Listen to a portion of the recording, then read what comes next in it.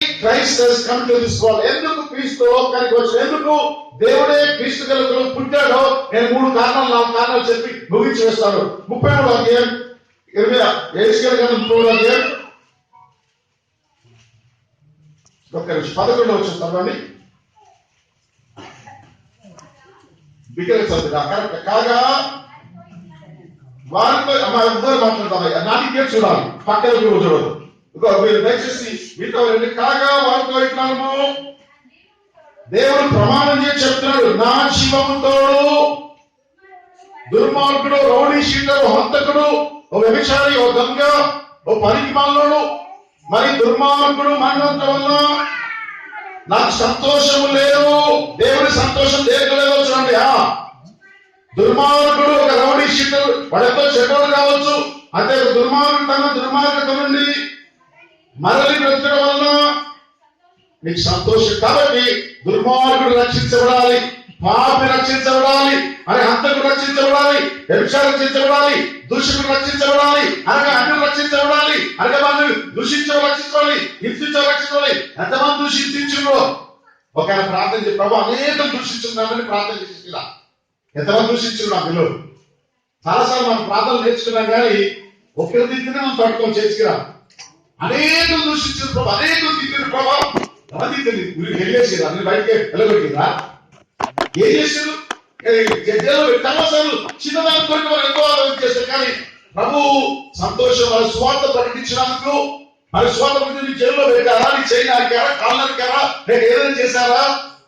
చాలా సిద్ధాలు. కాబట్టి దేవుని సంతోషం. కాబట్టి ఆత్మలు రక్షించబడాలి, సువార్త ప్రకటించబడాలి, పాప రక్షించబడాలి, ఎదుటివారి ఆకలి తీరాలి, మన మూలంగా మనం చచ్చిపోయే వాళ్ళని బతికించాలి, మనం ఆకలితో చచ్చిపోయే వాళ్ళు ఆకలి ఇవ్వాలి, మనం మామూలు పట్టేసుకొని మనం కొత్త బట్టలు ఇవ్వాలి. ఇదంతా దేవుని సంతోషం. మన సంతోషం కాకపోతే నా సంతోషమే నాకంటే అది ఆగిపోదు. దేవుని సంతోషం ఏమిటో మనది మహా సంతోషం. ఆయన వచ్చాడు, కానీ ఎందుకు వచ్చాడో కూడా మనకు అర్థం కావద్దు, అది చేయలేకపోతున్నాం.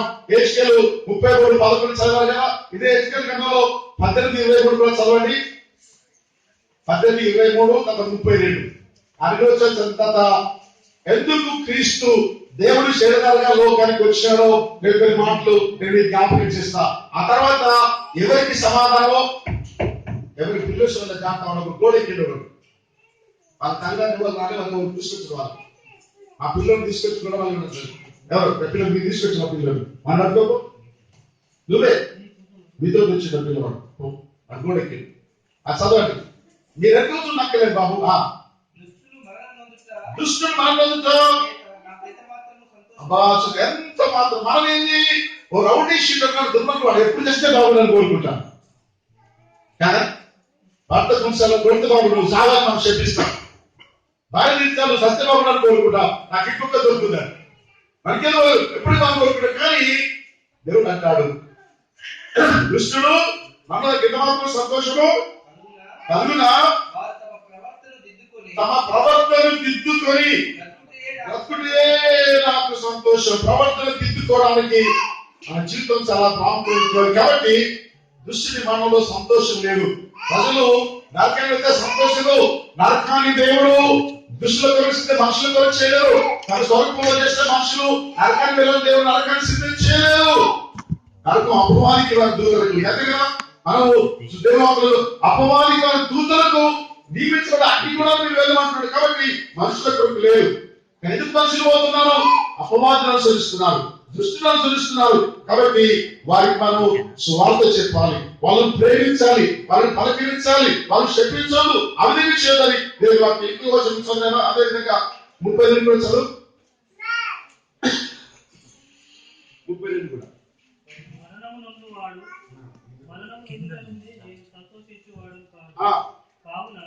మీరు మనసు తిప్పుకోండి, అప్పుడు మీరు బ్రతుకుతారు. ఇదే ప్రభువు యెహోవా వాక్కు. ఏంటంటే దుష్టుని మరణంలో ఆయనకు సంతోషం లేదు అని మనం చూస్తున్నాం. కానీ నీ సంతోషం అది కావాలి. నీ సంతోషం అయినప్పుడు దేవుడు నిజంగా నిన్ను ఆశీర్వదిస్తాడని దేవుని వాక్యం చెప్తుంది. తర్వాత యేసు ప్రభువు ఎందుకు ఈ లోకంలో పుట్టిండో అనే సత్యం చెప్పడానికి నేను కొన్ని వచనాలు జ్ఞాపకం చేస్తే ఎల్లప్పుడు రాసి పెట్టుకోండి, దయచేసి అది గుర్తుంచుకోండి.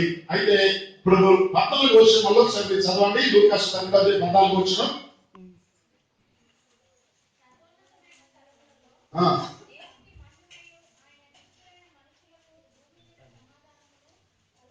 ఎవరికి సమాధానము? ఆయనకి ఇష్టమైన మనుషులకు వేసుకొని వచ్చినానికి. ఎందుకు కారణాలు? క్రైస్తవునిగా దేవుడి బిడ్డగా పేరు చెప్తున్నావు, సమాధానం శాంతి లేదు. ఎందుకు జగడమే? ఎందుకు అల్లరే? ఎందుకు అశాంతి? ఎందుకు పరిస్థితుంది?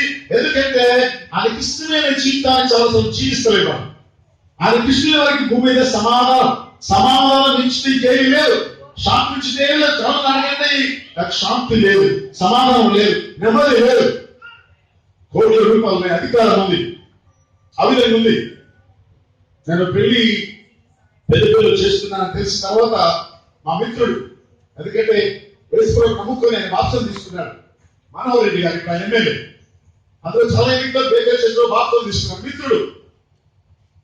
అవిధంగా చూసు దేవుడు కృతంగా ఉందని చాలా కీర్తి పెట్టి కృతజ్ఞించాడు. ఇంకా సరే దాన్ని కాపాడుకోవడానికి ఏదో విధంగా అధికారం కూడా వచ్చినాడు. ఇప్పుడు ఎదురు అయినాడు. ఉన్నత స్థితి కలిగినటువంటి స్థితిలో ఉండి పెద్ద పిల్లలు ఒక స్టేజ్ మీద చెప్పి దగ్గరికి వచ్చినాను. బాగున్నారా సార్ అని అంటే, ఏమో జేమ్స్ మాస్టర్ గారు నెమ్మది లేదంటారు. మనకి ఏం తక్కువ లేదు, ఎన్ని బిల్డింగ్లు, ఎంత డబ్బు, ఎంత అధికారం, ఎంత అది ఎందుకు లేదు? ఇవన్నీ మనకు శాంతి కానీ శాంతి సమాధానము ఆయన మూలం కలుగుతుంది. కాబట్టి దేవుని వాక్యంలో మనం చూసినట్లయితే అక్కడ కూర్చేసి కూర్చోబెట్టారు. మళ్ళీ ఆయన రావడం చేశారు, తీసుకుపోయి అక్కడ కూర్చోబెట్టారు. మా వాక్యం పోతారు అన్ని అక్కడ కూర్చోబెట్టారు. వెనకే ఇక్కడ కూడా అక్కడే కూర్చో. అంటే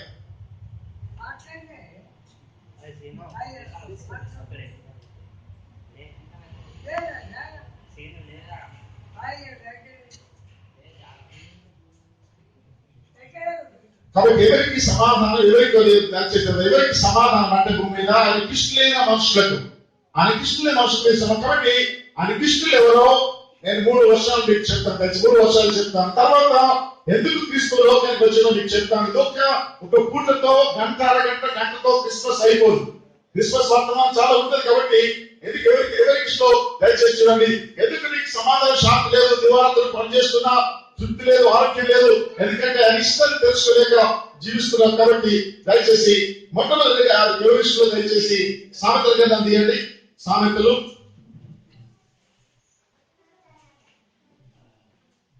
11వ అధ్యాయం 20వ అందరూ స్పష్టంగా 2 మాటలు వినండి. సామెతలు 11:20. ఇష్టలైన వారికి మాత్రమే సమాధానం ఇచ్చి దేవుడు సమాధానం ఇచ్చింది. డబ్బు కాదు, ఆరోగ్యం కాదు, జీవితం కాదు, భార్య కాదు, భర్త కాదు. సమాధానం లేకపోతే నీకు నిద్ర పట్టదు, సమాధానం లేకపోతే ఆకలి కాదు, సమాధానం లేకపోతే రోగం ఎక్కువైతుంది, సమాధానం లేకపోతే నీకు గర్విలైతుంది, సమాధానం లేకపోతే బీపీ పెరుగుతుంది, సమాధానం షుగర్ ఎక్కువైతుంది. సమాధానం చాలా గొప్పది, దానికి ఏ కోట్ల రూపాయలు సమానం కావు. ఇక్కడ సమాధానం చాలా గొప్పది. అందుకే దేవుడు సమాధానం కలగాలని చెప్పాడు. దాన్ని మనం విశ్వాసంతో సంపాదించుకోవాలి. సమాధానము మరి వచ్చేటువంటి. కాబట్టి ఎవరు ఆయనకి ఇష్టలు దేవుడు వాక్యించబడి సమాసం 11:20. మూర్ఖ చిత్తులు యెహోవాకు హేయు. మూర్ఖ చిత్తులు అంటే నువ్వు పట్టిన పట్టు, నేను పట్టితే కరెక్ట్ అంటే వాళ్ళు పంపేరు, వాళ్ళు నా పట్టే గెలవాలి, భార్య అంటే నా పట్టే గెలవాలి. భార్య అంటుంది నువ్వు ప్రేమించాలి కదా అంటాడు, భర్త మూర్ఖుడై నువ్వు లోబడాలి కదా అంటాడు. కానీ ఇది ఆయన మర్చిపోలేదు, ఆయన మర్చిపోవాలి. నేను ప్రేమించాలి భర్త నేర్చుకోవాలి, భార్య ఏది నేను లోబడాలి నేర్చుకోవాలి.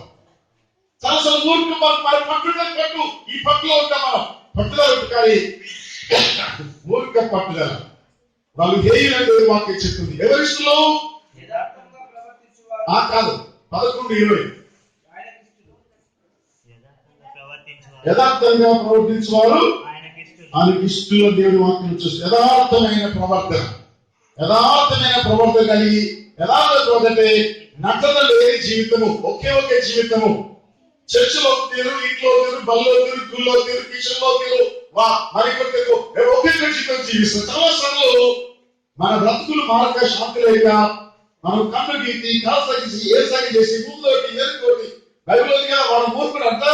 వాడు కన్ను గీడుతాడు, కాతో సగి చేస్తాడు, ఎవరితో గుర్తులు చెప్తాడు, గుర్తు చెప్తాడు, ముగ్గురుస్తాడు, ఇలా చేస్తాడు. ఎంత మూర్ఖులు. ప్రభు మాసిక వారికి రాలేదు. అది నాకుంటే ప్రభు నేను అంగీకరించాను. కాబట్టి యథార్థమైన ప్రవర్తన, యథార్థమైనటువంటి నటలేని జీవితం, కపల జీవితం ఆయనకి ఇష్టలు. ఎవరికి సమాధానం? ఎవరికి సమాధానం ఉంటుంది? క్రైస్తవులకా? చెప్పింది దగ్గర చెప్పింది అంటే ఆయనకి ఇష్టం సమాధానం ఉంటుంది. ఎవరికి ఇష్టలు? యథార్థవంతులు ఆయనకి ఇష్టలు. యథార్థవంతులే ఆరాధనే అంగీకరిస్తాడు. అనగా డబుల్ నాలుగు మాటలు కాదు, డబుల్ జీవితం కాదు, పండుగ రోజులు, ఆదివారం రోజులు, సోమవారం రోజులు కాదు, ఒకే ఒక జీవితం జీవించాలి. నేను అడిగి తెలుసుకుంటే ఆనందానికి సంతోషం ఏంటి? క్రిస్మస్ అయిపోయి నెలకి కదా మళ్ళీ సంతోషంలో ఏంటమ్మా అని అడిగితే, మా సంతోషం క్రిస్మస్ మాత్రమే కాదు, నా సంతోషం ఎప్పటికీ ఉంటుంది. పండుగ అయిపోయింది కదా మళ్ళీ బాగుందో ఏంటి? పండుగ రోజులే కాదు ఎప్పటికీ ఉంటారు. మళ్ళీ పండుగ రోజులు చచ్చిపోయిన వాళ్ళు ఆదివారం ఎందుకు పోతున్నామా? మళ్ళీ పోతున్నాం కదా అంటే ప్రభు నన్ను ఇష్టపడాలంటే నేను ప్రభు చిత్తాన్ని చేయాలి అనే గ్రహింపు చాలా సార్లు వాళ్ళకి లేకుండా ఉంటుంది. దయచేసి మరి చాలా కష్టమైనటువంటి సంగతి మనం చూస్తే ఇంకెవరిలో దయచేసి నేను మీకు చూపిస్తాను. ఇంకో వాళ్ళు చదవండి దయచేసి. ఇదే సామెతలు కదా, సామెతలు ఏమో చదివారు 11 చదివారు. ఆది మళ్ళీ సామెతలు దయచేసి చూడండి. 12 చదవండి. అమ్మా అబద్ధమాడు ఈజీ అబద్ధం ఆడతాం. ఇవాళ చేస్తారు, రేపు చేస్తారు, ఎల్లుంటే రేపు వస్తా, నాకు వస్తా, నేను తీసుకోవచ్చు వర్తమానం. నేను వాక్యం చెప్పాను, ఇంకో దైవం దగ్గర వాక్యం చెప్పాడు. చింతగురు దేవుడు ఆయన వచ్చిన చాలా వయసులైన దేవుని వాక్యం ఏంటంటే 15వ కీర్తన చెప్పండి. 2 వర్షాలు చెప్పండి. 15వ కీర్తన. యెహోవా ఈ గుడారంలో చెప్పలేదు.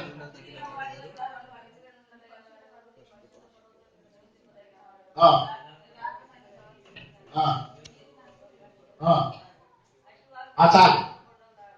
హృదయపూర్వకంగా నిజము పలుకువాడు.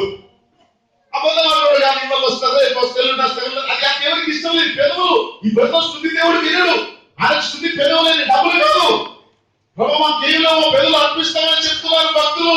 మా పెదవులు మా వినకునే హృదయపూర్వక నిజం పలుకువాడు పనులు రాజమోడు ఒకటి కాదు.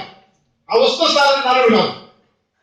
మనం వర్తిల్లో ఎందుకు వర్తిలో జీతం లేదా, డబ్బులు లేవా, పని చేస్తలేవా, రాత్రుల్లో ఉదయం 4 గంటల పండుగలాగా చేస్తున్నాం. డబ్బులు ఎందుకు శ్రద్ధ లేవు, ఎందుకు చిరిపోయిన సంఖ్యలు నష్టపోతున్నాయి, ఎందుకు డబ్బులు ఇస్తున్నాం, దశమని ఇస్తున్నాం కావచ్చు. ఎందుకంటే ఈ సిగమ నోరును పాపంలో పడేస్తున్నాం. ఇది హత్యగా దొంగతనం కాదు, కానీ హృదయపూర్వక నిజం పలుకువాడు పరలోక రాజ్యానికి సంబంధించినటువంటి వాడు. హృదయపూర్వక నిజం పలుకుడు. అబద్ధమాడు పెదవులు యెహోవాకు హేయులు. అబద్ధం ఆడుతున్నావు అంటే హేయకున్నావు. కత్తి వచ్చిందా అబద్ధం ఆడకు. చంత జాగ్రత్త. యేసు విడిచిపెట్టంటే సంపు ఎప్పుడైనా సత్యమే అప్పుడు సత్యమే నా పరలోకం పోతా అని చెప్పు.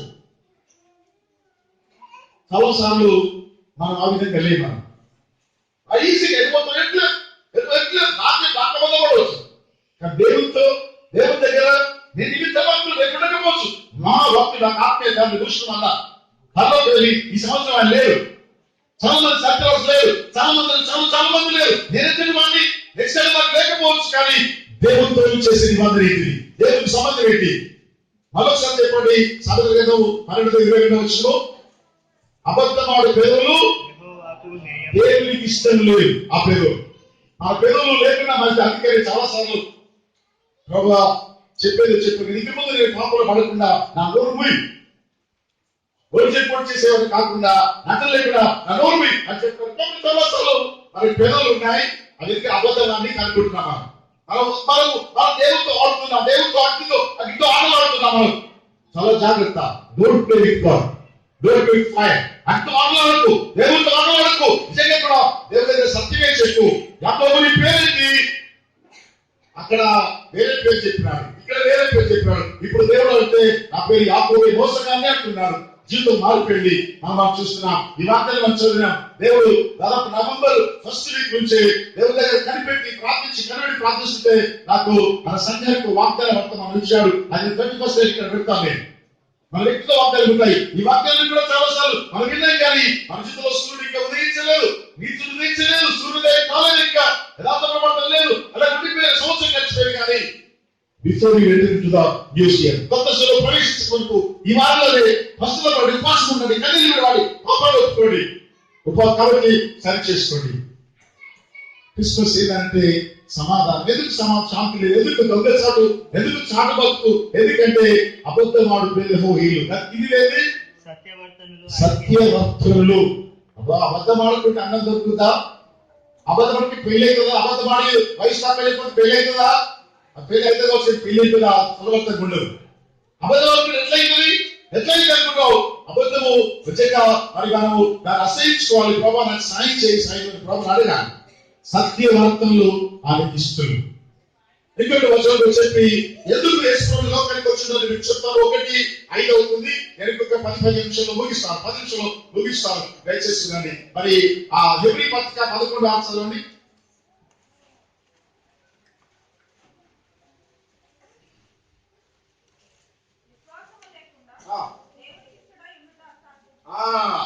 దేవునికి ఇష్టలుగా ఉంటేనే సమాధానం వినా.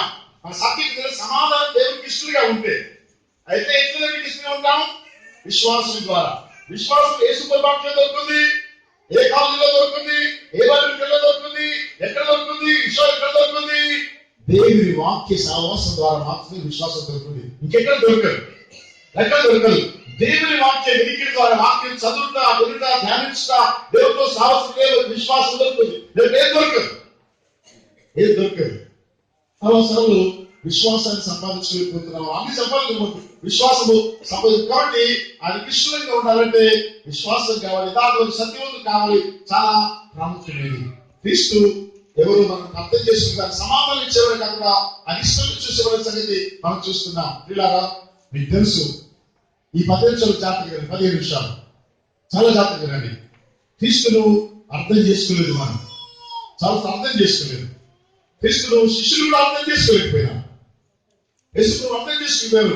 1, 2, 3, 4, 1 మార్క్స్ 1వ అధ్యాయంలోనే యేసు ప్రభువారు నిజంగా మరి పేతురంతా జనుని బాగు చేస్తాడు, పక్షులను బాగు చేస్తాడు, దయ్యాలు మాటలుగా నిలబడతాడు, ఆ తర్వాత పక్షులను బాగు చేస్తాడు, అనేక అద్భుతాలు మరి రకరకాలు చేస్తాడు. ఆయన సంపూర్ణ మానవుడు కాబట్టి ఆయనకు విశ్రాంతాలు లేదు. కాబట్టి పడవలో ప్రయాణం చేస్తూ నిద్రపోతున్నాడు. శిష్యులు లేపారు. ఆయన లేచి మరి గాలిని గద్దించి సముద్రానికి గాలికి చెప్పాడు, మౌనంగా నోరు కూర్చున్నాయి. శిష్యులు ఏమంటారు మీరు చెప్పండి, ఇప్పుడు మీరు చెప్పండి. శిష్యులు ఏమంటున్నారు? ఈయనెవరు? శిష్యులు కేసే అర్థం చేసుకోలేదు. ఇక ఈయనెవరు, ఈయనెవరు, ఈయనెవరో ఈయన సర్వాధికారాన్ని కూడా అర్థం చేసుకోలేకపోయినారు. చాలాసార్లు మన స్థితి ఈయనెవరో, ఏదో మతం ఎవరో చాలాసార్లు పరిస్థితులు ఏమన్నారు. ఆయన ఎవరు? ఆయన యోసేపు మరియ కుమారుడు, దావీదు కుమారుడు, ఆయన వడ్ల కుమారుడు. ఆయన అర్థం చేసుకోలేకపోయినాడు. చాలా సంకేసాలు అర్థం చేసుకోతున్నాం, కానీ దయ్యం అర్థం చేసుకున్నాం. మనం చదువుతా మర్చిపోయి మార్క్స్ 5వ అధ్యాయం తీయండి. మార్క్స్ 5వ అధ్యాయంలో మాట తీయండి. సమయానికి వచ్చింది, నేను త్వరగా కొన్ని మాటలు చెప్పాలి. ఇక్కడ చూడండి, మార్క్స్ 5వ అధ్యాయంలో 6వ వచనం చదవండి. వాడు దూరం నుంచి దయ్యబడ్డ దూరం నుంచి చూచి దయ్యబడ్డడు పరిగెత్తుకొని వచ్చి యేసుకి నమస్కారం చేసి, యేసుకి నమస్కారం చేస్తలేము, సాగిపడతాం, మొక్కుతలేము, ఏం చేస్తలేము. పరిగెత్తుకొని వస్తలేదు. నమస్కారం చేసి యేసు సుఖదుర్గ అమ్మాయి ఇంగ్లీష్ మీడియం నీకు అర్థమైంది కదా. యేసు సుఖదుర్గ ఉంది, కామా కూడా ఉంది. యేసు సర్వే అట్లే ఉంది నా బైబిల్లో. దేనికంటే తెలుగు మీడియం చదివా, కాకాయ చదువు నాకు వచ్చు. సర్వేశ్వరుడైన కుమారుడా అట్లా ఉందా లేదా? దార్ఘిక ఉందా, కామా ఉందా? సర్వదేవుని కుమారుడా. సైతానికి దయ్యానికి అర్థమైంది యేసు ప్రభు సర్వదేవుని కుమారుడు అని. అర్థమైందా? మనకు అర్థమైంది లేదు. ఇక ఆ కుమారుడు ఏం చేయాలి? మనము కుమారుని ముద్దు పెట్టుకోవాలి, ఆరాధించాలి. కుమారుని ముద్దు పెట్టుకోలేని కోపిస్తారు, కుమారుని ముద్దు పెట్టుకోలేవు మన కొడుకు అంటున్నా, మన బిడ్డలు అంటున్నా. ఏసే కాలం ముక్తలే మనం. నీకు అర్థమైంది నేను చెప్పేది, నా బాధ అర్థమైంది కదా. మనం ఏదో బంగారం నుంచి కళ్ళ కట్టుకుంటున్నాం, అన్నుడే పైకి కళ్ళ కట్టుకుంటున్నాం, మనం కూడా అందుకుంటున్నాం. అది ఒక అన్న చెప్పారు, అందుకే నా పర్స్ ఎడవ చేతిలో ఉండే పర్స్ ఎడవ చేతిలో తీస్తాను డబ్బులు. నాకు కళ్ళకి అద్దుకోండి, నా కళ్ళకి అద్దుకోండి, నా కొడుకు కళ్ళకి అద్దుకోండి, దేవుడు కలవాలి ఆయన గుర్తు పెట్టుకుంటలేదు మనం. అందుకే బతుకాలి. కాబట్టి దయ్యానికి అర్థమైంది, శిష్యులకు అర్థం కాలేదు, పర్సులకు అర్థం కాలేదు, చదువులకు అర్థం కాలేదు. కానీ ఆయన ఎవరు ఎందుకు వచ్చినాడంటే పిల్లరా ఫిబ్రవరి 19 ఎడుపులే చెప్తాను, జవాబు చెప్తాను. ఎందుకు వచ్చి సమయం బట్టి కుదిస్తున్నాను. ప్రభు చిత్తమైన మనము సాయికి వచ్చి ఫిబ్రవరి పత్రిక, ఫిబ్రవరి రాసిన పత్రిక 2వ అధ్యాయంలో 14-15 చదవండి. 2వ అధ్యాయం 14-15 బిగ్గరగా. కాబట్టి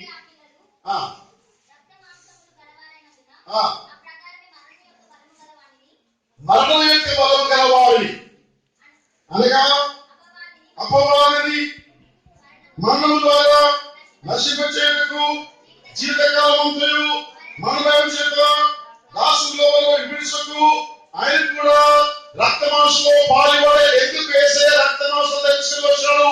ఎందుకు ఆ వాక్యమే కృపాసత సంపూర్ణంగా మానవుడయ్యాడు?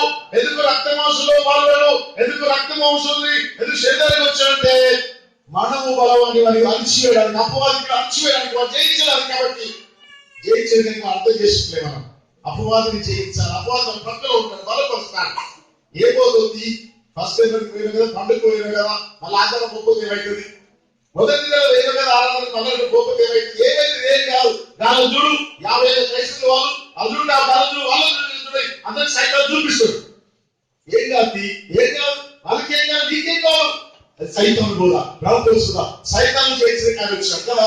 కానీ ప్రభావ శక్తి కృతజ్ఞత చేతులు హాస్పిటల్ అవుతుంది దేవుడు అర్థం చేసుకుంటాడు. అక్కడ ఆయన నీతో కూర్చుంటాడు, నీ సభలో నీతో ఉంటాడు, ఓదాసం ధైర్యం వస్తుంది. కానీ నువ్వు విల్ఫుల్ గా హృదయపూర్వకంగా చేస్తే మూడు. కాబట్టి అందుకే ఆయన లోకానికి వచ్చాడు. కాబట్టి అప్పుడు గ్రహించడానికి తర్వాత ఎందుకు వచ్చిందో రాసి పెట్టుకుని దయచేసుకోండి. ఎందుకు తీసుకోవాలి, ఎందుకు వచ్చిందో ఇంకో వారికి మీకు చెప్తాను. దయచేసి 2 వర్షాలు చెప్పి ముగిస్తాను. టైం ఎందుకంటే లోమా పత్రిక 8వ అధ్యాయం 28 చదవండి. యేసయ్య ఎందుకు వచ్చాడు ఈ లోకానికి? ఆయన సమాధానికి ఆయన ఇష్టంగా చెప్పాడు. మళ్ళీ ఎందుకు వచ్చాడు చెప్పరా? 8:29 ఎందుకనగా తన కుమారుడు అనేక సహోదరుల్లో జ్యేష్ఠులగినట్లు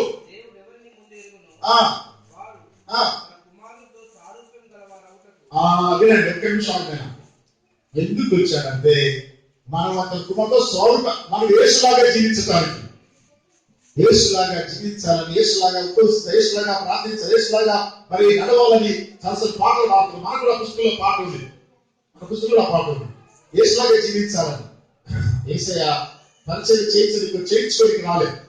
పరిచయం చేస్తాడు. మనకు చోట 10:40 చూస్తే పరిచయం చేయడానికి వచ్చాడు, చేయించుకోనికి రాలేదు. అందుకే చెప్పాడు కదా, పరిచయం నేర్చుకుని. పరిచయం చాలా ప్రాముఖ్యమైనది. చిన్న పని చాలా ప్రాముఖ్యమైనది, పెద్ద పని కాదు. మున్సిపల్ చైర్మన్ 4 రోజులు డ్యూటీ కాకపోతే ఏం కాదు. మున్సిపల్ కమిషనర్ 10 రోజులు డ్యూటీ కాకపోతే ఏం కాదు. 10 రోజులు మున్సిపల్ స్ట్రైక్ చేయండి అంటే ఎట్లుంటుంది మన పట్టణం? కంపుకోలేదు. అర్థమైందమ్మా? అంతే కదా. హెడ్ మాస్టర్ రాకపోతే ఏం కాదు, టీచర్ రాకపోతే ఏం కాదు, వాటర్ ప్యూర్ రాకపోతే ఏమైంది మేడం?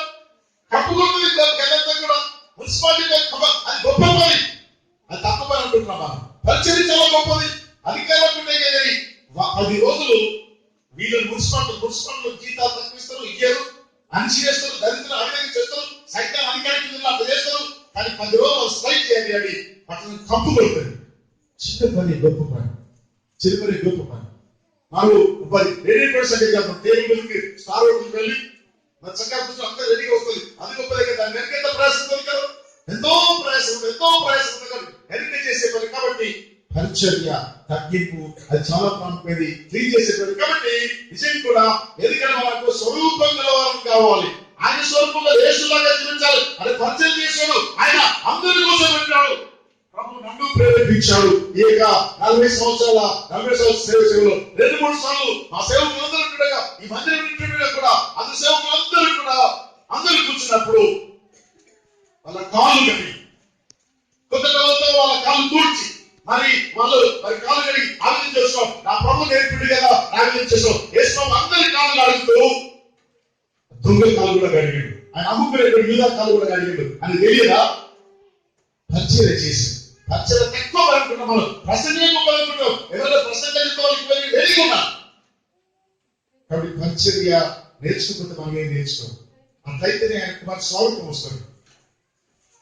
ఇప్పుడు వచ్చేటువంటి విపక్క చాలా మొరటోడు, ఏ సంగతి రాదు, అందరినీ తగ్గించాలనిపోతాడు. చాలా కష్టంగా ఎందుకు లభంతో తీసి పిల్లలు చదివిస్తుంది అనిపిస్తూ వచ్చింది. ఉన్న దిశలో అందరికీ ఎక్కడ కాకపోతే ఆ స్థితికి వస్తూ వచ్చాడు. అంతేకాదు మందిరంలో చెప్పడేదా ఆయన ఫస్ట్ షిఫ్ట్ అయితే భార్య పిల్లలు ఆ విధంగా చేస్తారు. మనం చిన్న పరిస్థితి ఆలోచిస్తలేదు. కాబట్టి అనుకోటి స్వరూపం, యేసు స్వరూపం అంటే అనుకున్నట్టుగా ఏదో ఆ బొమ్మగా మనకు తెలియదు, ఆయన మనం చూడలేదు, నిజం కూడా ఆపేయలేదు. కానీ ఆయన లాగా ఉండబోతున్నాం, మనం ఆయనలాగా ఉంటాం. కాబట్టి ఆయనలాగా జీవించాలి. కాబట్టి మళ్ళీ ఒకసారి చూడండి, ఆలోచన మార్చాలి. ఇంత ఎక్కువ వచ్చిన మాత్రం చెప్పి నేను ముగిస్తాను. 29 వచ్చిన ఆలోచన చదవండి. ఎందుకనగా తన కుమారుడు అనేక సహోదరుల్లో జ్యేష్ఠుడైనట్లు దేవుడు ఎవరిని ముందుగా ఎరిగెనో వారు తన కుమారునితో సారూప్యం గలవారు మనము ఆయన కుమారు స్వరూపం గలవారు మాటకు వారిని ముందుగా నిర్ణయించారు. దేవుడు నిర్ణయించాడు. అకస్మాత్తుగా లేదు, ఇక్కడ దేవుడు నిర్ణయించుకుంటే వచ్చారు. దేవుడు రమ్మంటే రాలేదు, నిజవాడి. కాబట్టి ఆయన స్వరూపం కలిగి ఉన్న నీ స్వరూపం నీలాగా జీవించాలి. అది చాలా ప్రాముఖ్యమైనది. అందుకని పౌలు అంటాడు, నాకు అవసరం గుర్తుకొస్తుంది. పౌలు అంటాడు గుర్తుకొస్తుంది అవసరం చేస్తాను. గల్తీ పత్రిక దయచేసి 4 క్వశ్చన్ చదవండి. పౌలు ఏమంటాడో చూడండి. ఆ గల్తీ సంఘంలో చాలా వైద్యులు వస్తున్నప్పుడు మరి ఈ విధంగా చెప్తాడు. 4వ అధ్యాయంలో దయచేసి 19వ వచనం చదవండి. నా పిల్లలారా, క్రీస్తు స్వరూపం యందు ఎప్పటి వరకు ఈ విషయమై మరలా ప్రసవేదన కలుగుతుంది. ప్రభా ఈ నేర్చిన ప్రసంగాలు తీసుకొని చెబుతున్నా, అయినా ఇంకా వాళ్ళు నీ స్వరూపం లేదు ప్రభా అని కొన్నిసార్లు ఏడుస్తూ కూర్చుంటున్నా. మోపించి చాతగానకు సొంతలో కూర్చొని నేను ఏడుస్తాను, విచారాన్ని కూర్చుంటాను. కానీ ఏమైంది విచారం కూర్చున్నావు? విచారం కూర్చుని నీకు వస్తుంది, మా పిల్లలు కోసం అనుకుంటాను. విచారం ఏం కూర్చున్నావు? నాకేం విచారం లేదు కాదు, నీ బిడ్డ పెళ్లి కాదని కాదు, ఇల్లు కట్టలేదు కాదు, ఇంకేదో కాదని కాదు. విచారాలు ఇంకా ఇన్నేళ్ళు కొంతమంది ఇంకా మారుతలేదు కదా అనేటువంటి విచారం. కాబట్టి క్రీస్తు స్వరూపం లేకుండా ఎన్నేళ్ళకి మన ప్రభుత్వం ఎంతకాలం ఆరంభించి ఎక్కడ ఇంకా కుడుతున్నావు రుచిగా ఆకర్షణ జీవిస్తున్న సంఘంలో అది చాలా ప్రాముఖ్యమైనది. లాస్ట్ వచ్చిన ఎఫెసు పత్రికలో చదవండి. ఎఫెసు పత్రిక మనం ముగించుకున్నాం. ఎఫెసు పత్రిక 2వ అధ్యాయం 11 నుంచి 14 చదవండి. చాలా ఉన్నత విషయాలు ఒక్క మాట దొరుకుతుంది మనకు. ఎఫెసు 4వ అధ్యాయం 11 నుంచి 14 విడిగా చదవండి. కాబట్టి మనకు శరీర విషయంలో అన్యజనులై ఉండి 4వ అధ్యాయంలో 11 నుంచి 14 వరకు మనందరం పౌలు వారు మనందరము విశ్వాస విషయంలోను దేవుని కుమారుడు ఇచ్చిన జ్ఞాన విషయంలోను ఐక్యత కొరకు ఐక్యత మనం వేరు వాళ్ళం కాము.